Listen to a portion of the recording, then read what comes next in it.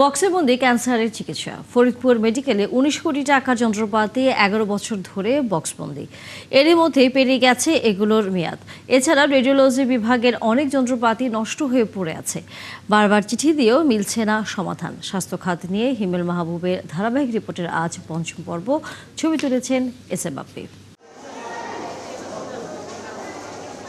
Faridpur medical college ও হাসপাতালের radiology বিভাগ। রোগীর চাপ নেই, থাকবে কি করে? পরীক্ষা নিরীক্ষা যন্ত্রই যে বিকল।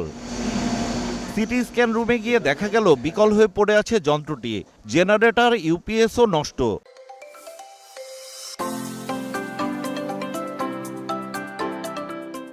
তাই আপাতত কাজ হচ্ছে না।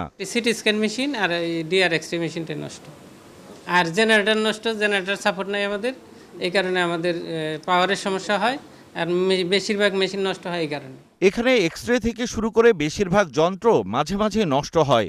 বারবার উপর মহলে চিঠি দিয়েও সমাধান মেলে না। সার্বক্ষণিক তাদেরকে 18 নোটিশ করা হয়, কিন্তু আমরা ওই রকম সহযোগিতা আর কি পাচ্ছি না আর কি। কারণ কোটি কোটি টাকার মেশিন পড়ে আছে, অবশ্যই আমরা চাইবো না যে এটা পড়ে থাক। এই যখন অবস্থা, তখন অবাক করা বিষয় ক্যান্সারের রেডিওথেরাপির জন্য কেনা লাইনাক মেশিন।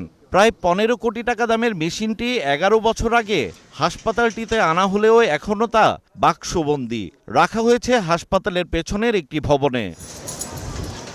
শুধু তাই নয়, পাশের একটি ভবনে রাখা হয়েছে সিটি সিমুলেটর মেশিন, যেটি রেডিওথেরাপি সহায়ক যন্ত্র।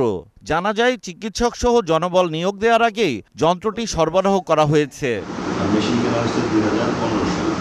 একজন মাত্র ক্যান্সারের ডাক্তার ছিল, এখন স্টিল বিভাগ। আমাদের এখানে তখন কোনো টেকনোলজিস্ট পদ ছিল, কোনো লোকও ছিল না। নিয়ম থাকলেও যন্ত্রটি প্রয়োজন কিনা তার সম্ভাব্যতা যাচাই করা হয়নি। রেডিয়েশনের জন্য বাংকারও পর্যন্ত তৈরি করা হয়নি। এটা আসলে একটাই মেশিন, ওরা একবারে ওদের টাকা দিতে পারবে না, এটা দুইভাবে করছে। একটা হলো যে টিপিএস সিস্টেম, ওটা সফটওয়্যারিং সিস্টেমের যে মেশিনটা চলে, টিপিএস ট্রিটমেন্ট প্ল্যানিং সিস্টেম, ওইটা কিনছে 4 কোটি প্লাস, আর একটা মেশিন কিনছে 15 কোটি।